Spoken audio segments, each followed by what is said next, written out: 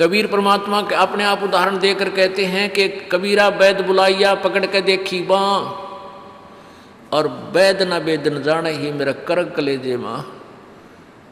कहते हैं डॉक्टर बुलाया, डॉक्टर ने नाड़ी देखी, बाँ पकड़ के, पहले ये थे थर्मामीटर हाथ से देखा करते हैं, और वैद कहता है इसका कोई बीमारी नहीं और रोज सूखते आवे।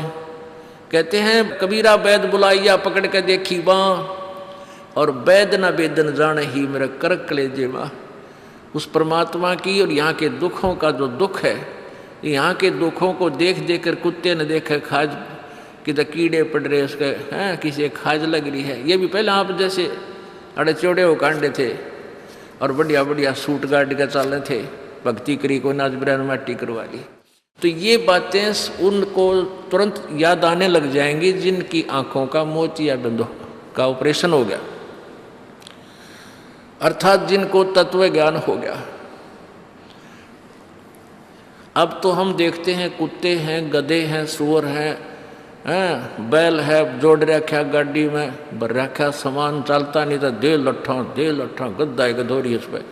तो हमने सोचा ये तो ऐसे बनते रहेंगे और हम ऐसे ही मनुष्य बने रहेंगे। काल ने ऐसी बुद्धि भ्रष्ट कर रखी हमारी, क्योंकि ज्ञान है नहीं। ज्ञान हो तो हम ये नहीं सोच सकते, क्योंकि यहाँ तो प्रत्येक प्राणी का अपना किया कर्म इसको मिलेगा। आज मनुष्य है, भक्ति ठीक की नहीं तो अगली योनियों अन्य प्राणियों की योनियों में जाएगा ही जाएगा। तो फिर ये बातें, यहाँ का यो कष्ट, किसी की किसी का हाथ कट रहा, किसी की टांग कट गई, कोई अंधा हो रहा, किसी का बेटा मर गया, किसी की बेटी मर गई, एक परिवार में 2-2 3-3 इकट्ठे मृत्यु हो रही है। अब उस परिवार के स्थान पर आप अपने को सोचकर देखो जो जश्न मनाने की तैयारी में है, तो फिर ये बकवादें अब पलट जाएंगी। 90% जो हम वेस्ट करते हैं अपना समय इस पेट के लिए और इस संसारिक इन बकवादों को जोड़ने के लिए, ये 90% अपने आप शांत हो जाएगी। ना दहेज लेंगे ना देंगे। किसी के 2 कन्या हो जाती है, उसको नींद आनी बंद हो जाती है। ऐसा हमने अपने आप एक मकड़ी वाला जाल फैला के आप पे फंस बैठे उसमें दहेज के चक्कर में, क्योंकि हमें ज्ञान नहीं। हम किसी से आज पैसा लेते हैं, अगले जन्म में वो पैसा वापस देना पड़ेगा। किसी ने मान ले किसी को दबाव देकर दहेज का पैसा ले लिया, या वैसे 2 नंबर के काम करते ले लिया, लेकर दिया नहीं, अगले जन्म में वो पूरा करना पड़ेगा। किसी का गधा बन कर देना पड़ेगा, किसी का भैंस बन कर देना पड़ेगा, और या फिर अगले जन्म में वो दामाद बन कर ले जाएगा जिसको आज तुम दामाद बन कर ले रहे हो। तो इस पंगे में अनजान व्यक्ति दिया करे। परमात्मा ने जो आपको देना है वही देना है, आपके प्रारब्ध में लिख रखा है। उसमें आप अगर फेरबदल करने की चेष्टा करोगे दूना दुख उठाओगे। फेरबदल भी परमात्मा ही कर सकता है। शास्त्र अनुसार साधना करने से आपके भाग्य में ना होगा वो पुण्य, और परमात्मा करवा कर या अपने कोटे से देकर आपको यहाँ होटल वाली सुविधाएं अवश्य देगा, पर अधिक नहीं मांगनी चाहिए। तो ऐसे नानक साहब जी से किसी ने प्रश्न किया, क्योंकि नए नए भक्त बहुत जाते रहते हैं। कहते हैं हे गुरुदेव, हे परमात्मा, आप हमें कभी खुश नज़र नहीं आते, आप खोए खोए से रहते हो। तो नानक साहब जी कहते हैं भाई क्या बताऊं। कहते हैं ना जाने काल की कर डारे, और किस विध ढल जा पासावे, और जिनाते सरते मौत खुड़क दी उनानू केड़ा हासावे। कि 1 सेकंड का पता नहीं यहाँ के बिजली गिर जा और कहाँ गिर जा।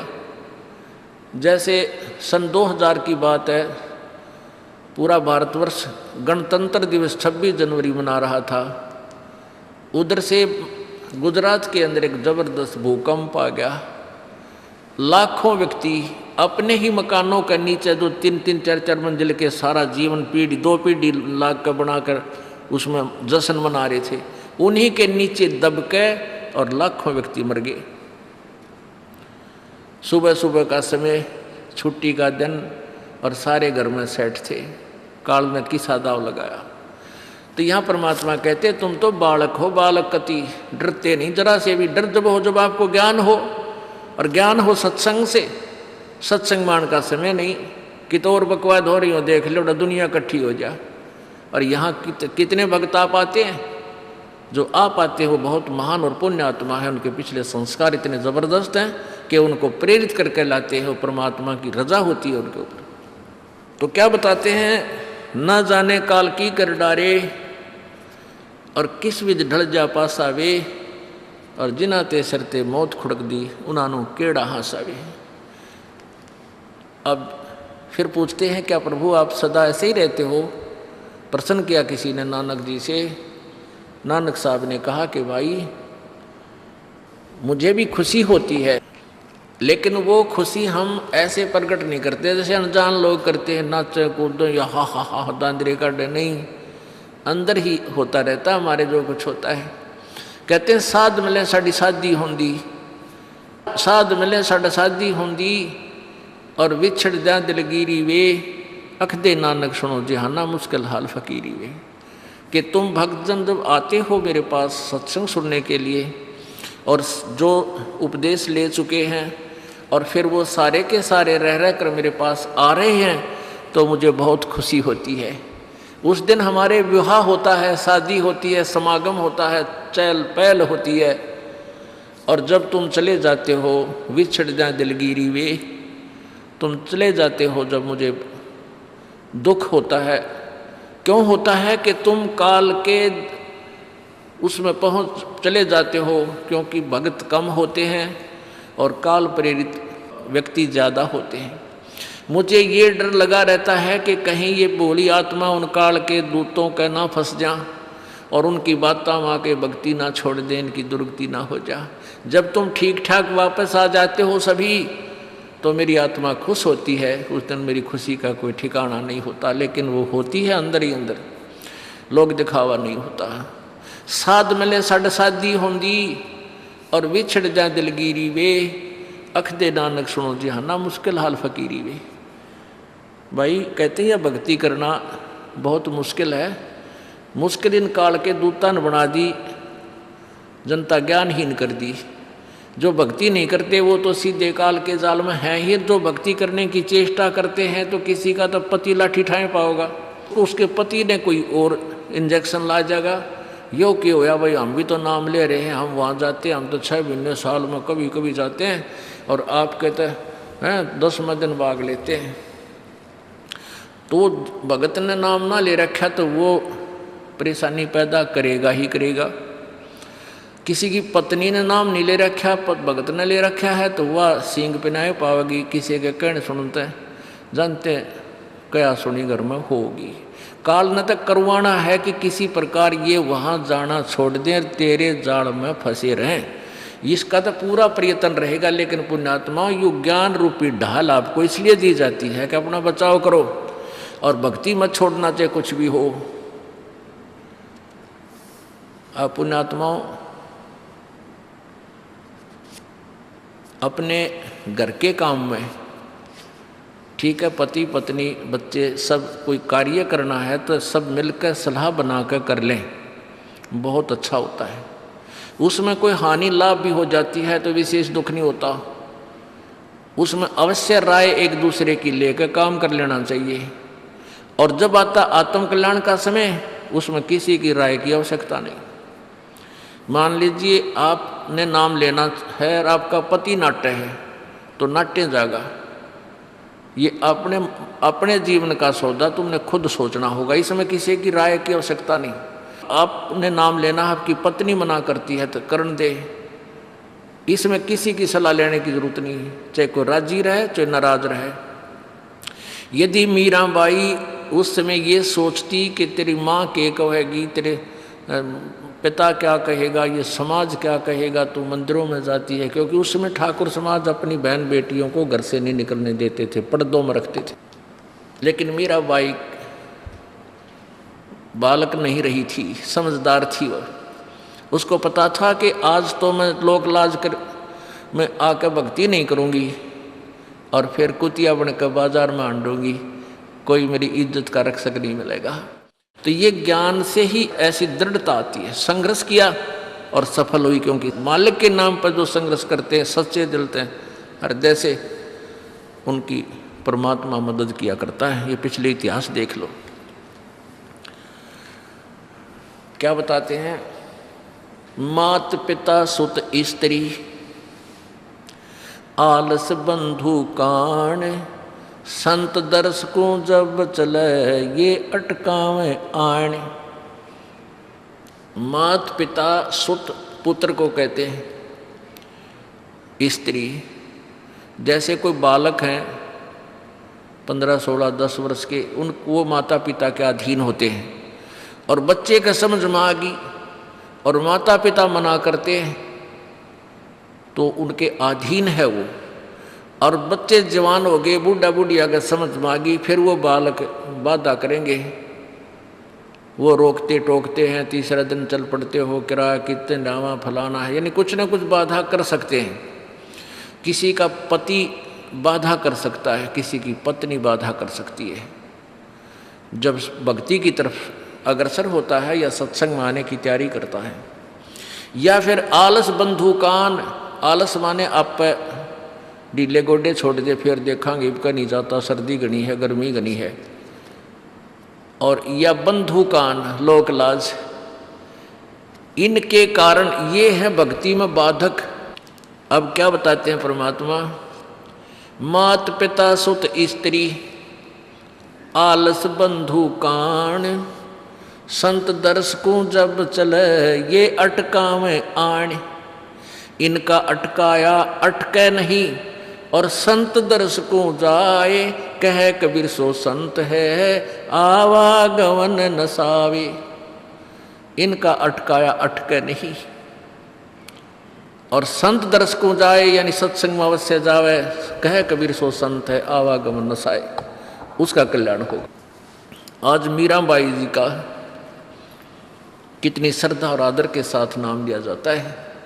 और यदि वो उसी तरह की क्रियाएं करती जो उस समय की बहन बेटियां लोक लाज में फंस का अपना जीवन बर्बाद करगी, आज वो कुतिया बनी आंड है। परमात्मा कहते हैं नकबे सर नकबे बनी वह पैर थी हार हमेल, और सुंदरी से वह कुतिया बनी सुन साहिब के खेल। बीबी पड़दा रहे थी डोडी लगे थी बार, अब गातु गाड़े फिरती हैं बन कुतिया बाजार। वो पर्दे की सुंदरी सुनो संदेशा मोर, इब गातु गाड़े फिरती हैं वो करें सराय शोर। अब जो डोडी पर्दे जिनका लग गया करते, पर्दे में रहा करती थी, जो अपने आप को ऊंच घरों की बेटियां बहू कहा करती थी, उनका सत्संग की छीट लगी नहीं, करते बाहर निकली नहीं। पूर्व जन्म की पुण्यात्मा थी, उनको कोई रानी बन गई, कोई महारानी बन गई, कोई अच्छे घर में इस मायाधारी मस्करिया का जन्म हो गया। और वो भगवान से दूर रहने के कारण फिर अगले जन्म में कुतिया की योनि पाती है। तब तो पर्दों में रहती थी, उंगली भी ना दिखने देती, किसी बाहर कहीं हमारी बेइज्जती ना हो जा, मेरी पत्नी जो है सत्संग में चलेगी तो इज्जत का नाश हो जाएगा। और वह इज्जत फिर उगाड़ी अंड है कुतिया बनकर। कहते हैं नकबे सर नकबा बनी पैर थी हार हमेल, 1-1 लाख के गहने पहरा करती, आज वो सुंदरी से कुतिया बनी देख साहिब के खेल। तो पुण्यात्मा ये इन बातों से डर लगना चाहिए। इन बातों से डर लगने लगेगा, मालिक में रुचि बनेगी और भजन करने को दिल करेगा। और ये लोग दिखावा जो ड्रामा है, नाचा कूदी, ये बकवाद मन में आवे को नहीं, ये कहने की आवश्यकता नहीं पड़े। दास ने कैसा मत करियो, हाँ कहना तो पड़ता है एक बार बालक को, कुछ दिनों के बाद फिर आपकी रुचि ना बढ़े। इतना तो इस दास को विश्वास हो गया है कि परमात्मा के बच्चे भगवान को पहचानने लग गए, क्योंकि अब शिक्षित समाज है। आपको नाम दिया जाता है, नाम देने से पहले सब नियमों से परिचित कराया जाता है। और हमने ये पुस्तक बनाई है भक्ति सौदागर को संदेश, इसके प्रथम अध्याय में ही हमने नियमों का पूरा विस्तार से विवरण दिया है कि कोई भी पुण्यात्मा इस आश्रम की तरफ आएगा तो पहले तैयार होकर आवे। पहले क्या होता था कि भक्तजन समझाते थे नाम ले लो तुम्हारा कल्याण हो जाएगा, बड़े सुख होते हैं, यहाँ आ जाते थे उपदेश लेने।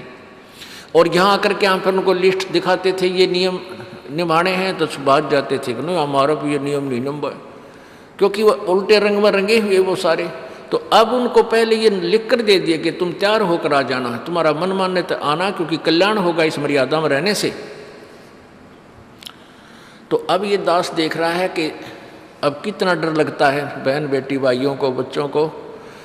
अब वो कहीं, क्योंकि समाज हमारा जो है सारा का सारा समाज काल प्रेरित है, उन्हीं क्रियाओं को कर रहा है जो ना करने वाली होती हैं। और हमारा भक्त एक घर में एक व्यक्ति ने नाम ले लिया और 5-6 व्यक्ति वो सारे शास्त्र विरुद्ध साधक हैं, तो उनके साथ संघर्ष बनता है बेचारे का जा करके। फिर भी वो इतना दृढ़ है, डरता है, आकर पूछता है जी मेरे पे ऐसी गलती होगी, मेरा नाम तो खंडनी हो गया, आगे से नहीं करूँगा। तो कहने का भाव ये है कि पहचानने लग गए तुम परमात्मा को और संघर्ष करना सीख गए, आप सफल होगे, देख लेना एक दिन। ये नाखून पालिश लगाते हैं, ओठों पर इसी बूंदी शक्ल बना लेते हैं, लाल वो लगा कर लिपस्टिक, इतना बेहुदी शक्ल बन जाती है। कहते हैं अब ऐसी मर्यादा बन गई, बहन बेटियां कहते कि हम ऑफिस में जाते हैं तो ये लिपस्टिक वगैरह नहीं लगाते, नेल पेंट नहीं लगाते, तो क्या कहते हैं उस दूसरे कि तुम्हारे घर में कोई मर गया क्या?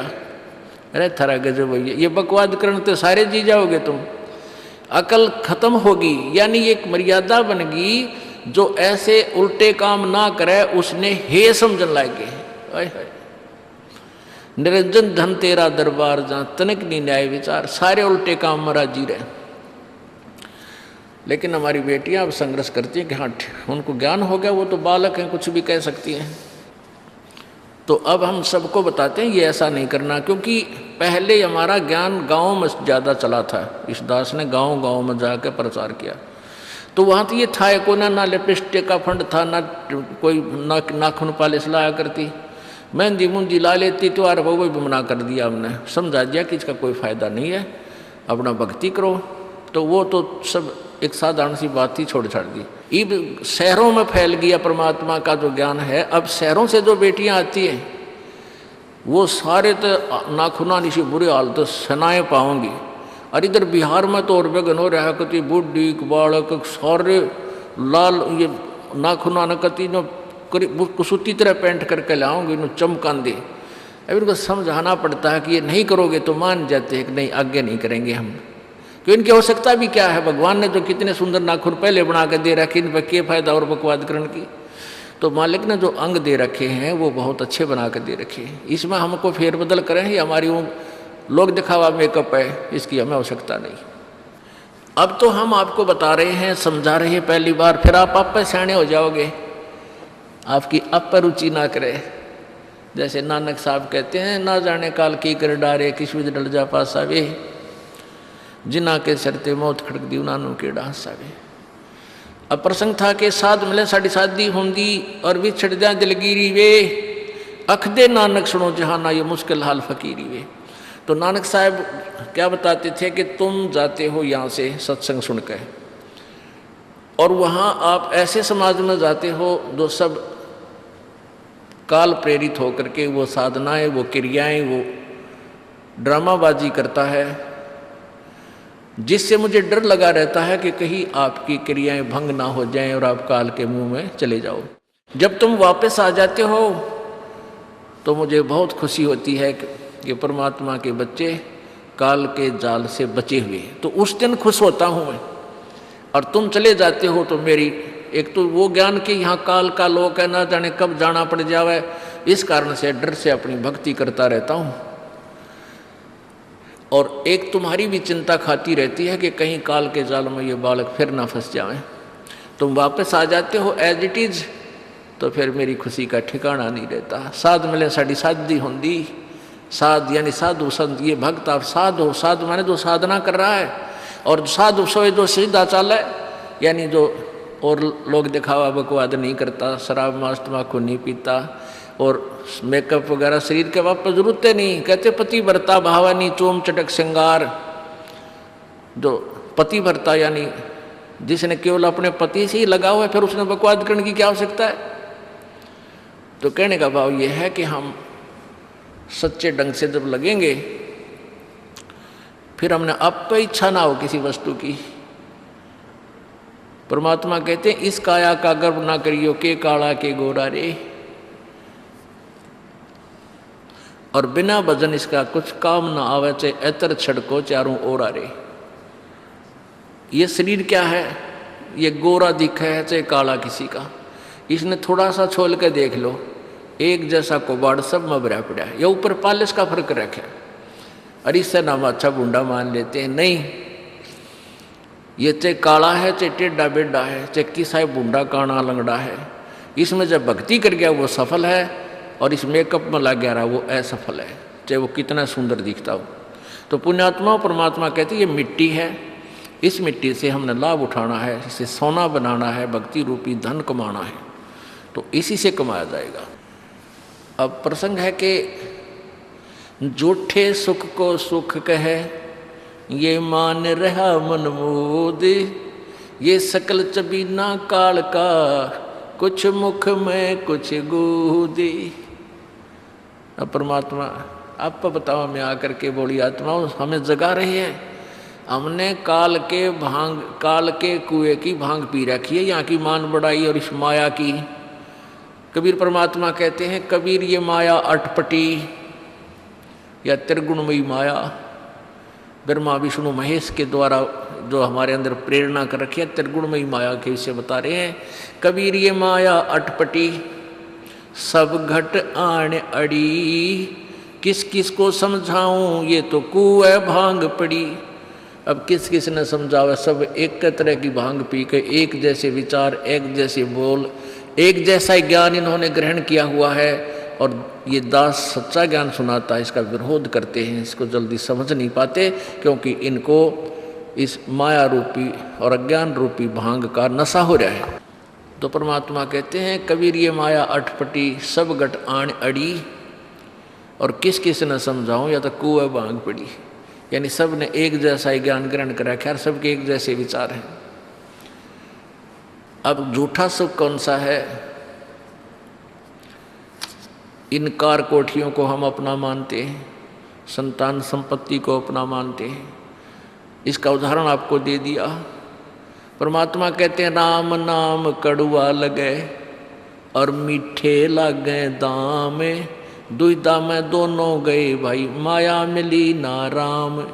माया तो मिले को नहीं, यानी मान लीजिए आपके पास अरबों संपत्ति अरबों हो भी गई तो वह तेरी नहीं, आपको 2-4 रोटी सुबह 4 रोटी शाम है, और एक वर्ष में गणे 4 कपड़े कुर्ते पजामे बहुत,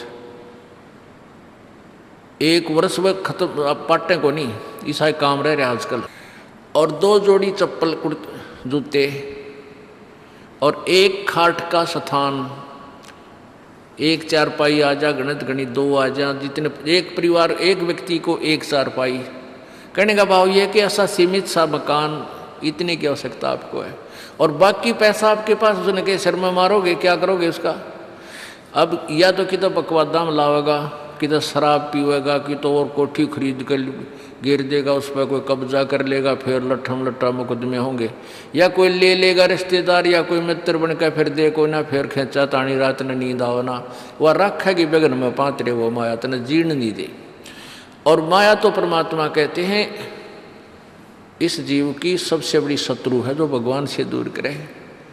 अभी झूठे सुख को सुख मान लिया, कार कोठी होगी, बढ़िया व्यापार बिजनेस या कोई नौकरी होगी, तो भगवान से 100 कोस दूर है वो प्राणी।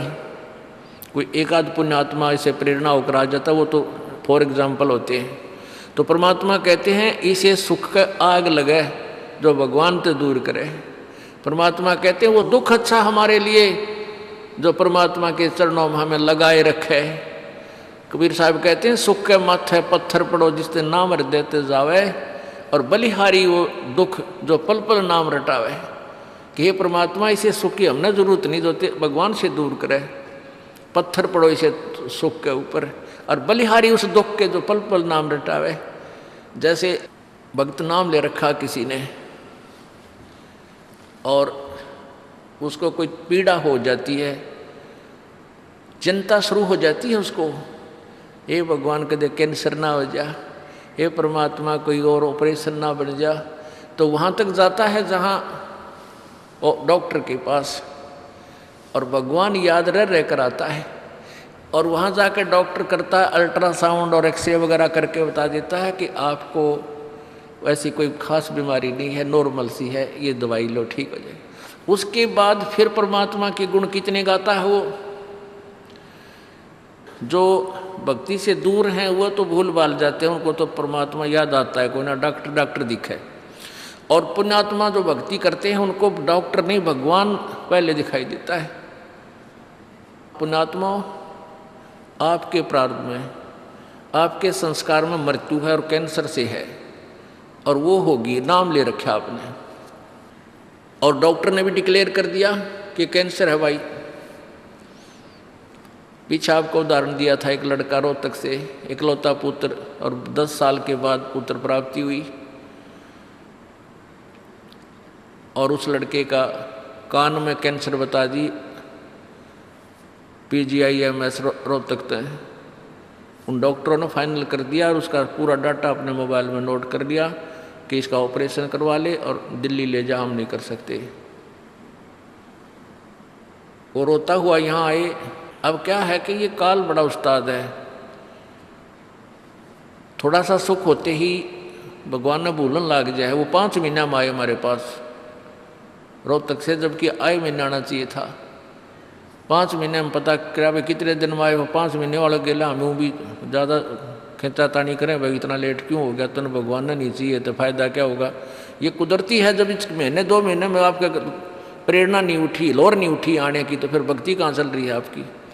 बंधन तोड़ कर आ जाओगे जिसके अंदर भक्ति चल रही है, चाहे कितनी दूर भी क्यों नहीं है इंसान।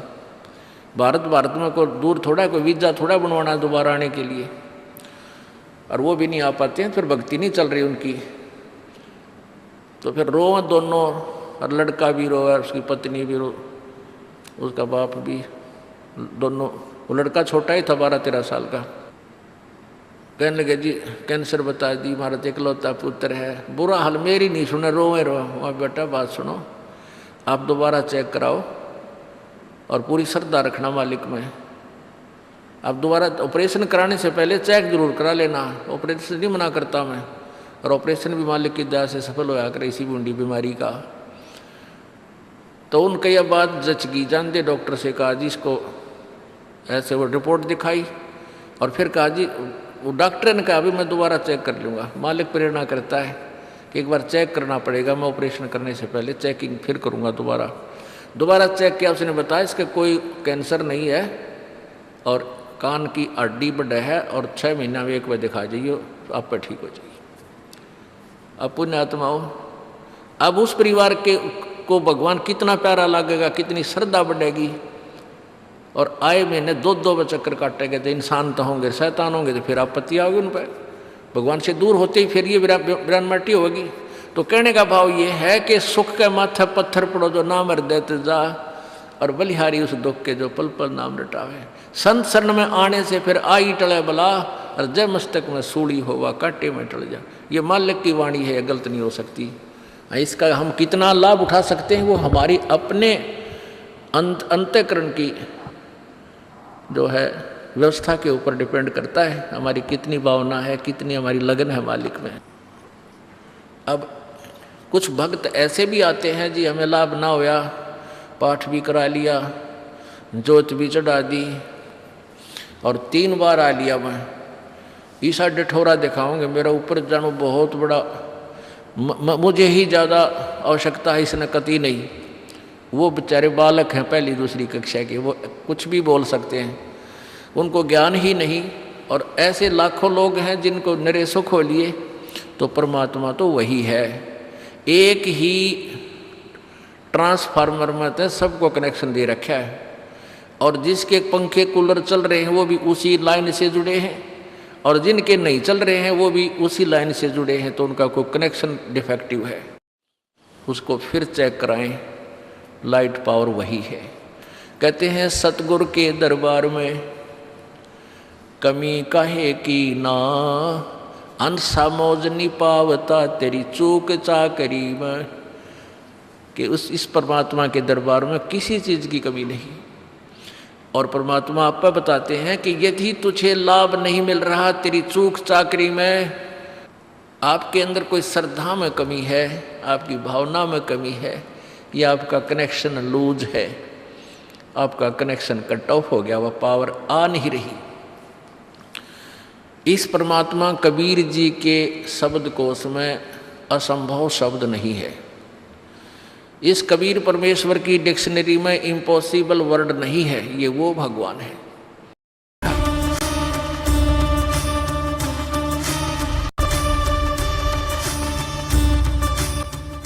बोलो सतगुरुदेव की जय। बंदी छोड़ कबीर परमेश्वर जी की जय।